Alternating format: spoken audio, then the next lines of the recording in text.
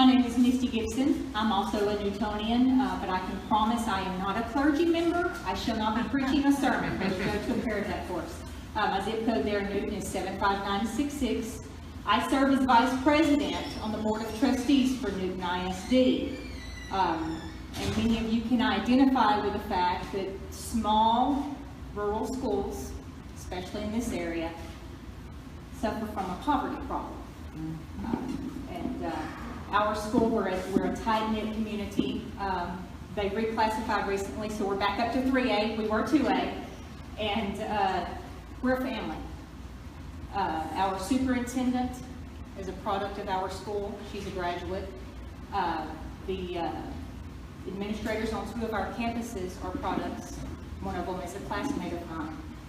Everyone on our board is a native Newtonian, minus one. And the entire staff cares about the students.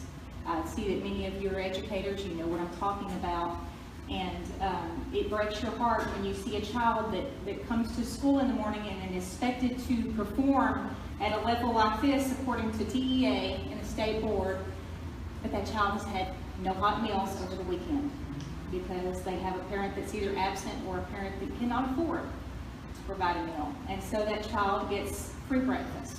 Well, when you have a district that is 58–59% eligible for that free breakfast, then you really run into an issue of performance on all these standardized tests because you have hungry children and neglected children, sadly, unless they're at school.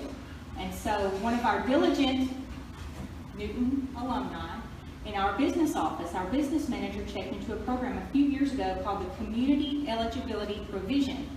And what it says is that if a certain number of children in your district meet a certain economic threshold, then everybody in the district gets free lunch and free breakfast. And so Ms. Melinda Orderlon, our business manager, checked on that and got us qualified. This is the 3rd school year that we've qualified for this program. It's been amazing for our kids. We have supplemental programs that send backpacks through the food bank home with some of these kids on the weekends, but that's still not a hot meal. And so these kids, we know at least get 2 hot meals a day. It makes it a whole lot easier for them to learn. And there is currently a movement in Congress to raise that as an eligibility threshold to 60%, which will probably, I spoke to Melinda this week, which will probably put us out of the ballpark. And so, of course, our community, our tight-knit family, will do our best to pull together if that happens. But what I want to know from Representative Babin is, will he oppose any measure that's going to hurt not only Newton ISD, but other districts within his territory that's going to hurt those children? So, Representative Babin, I am asking you to oppose any raising of that threshold eligibility for the community eligibility provision.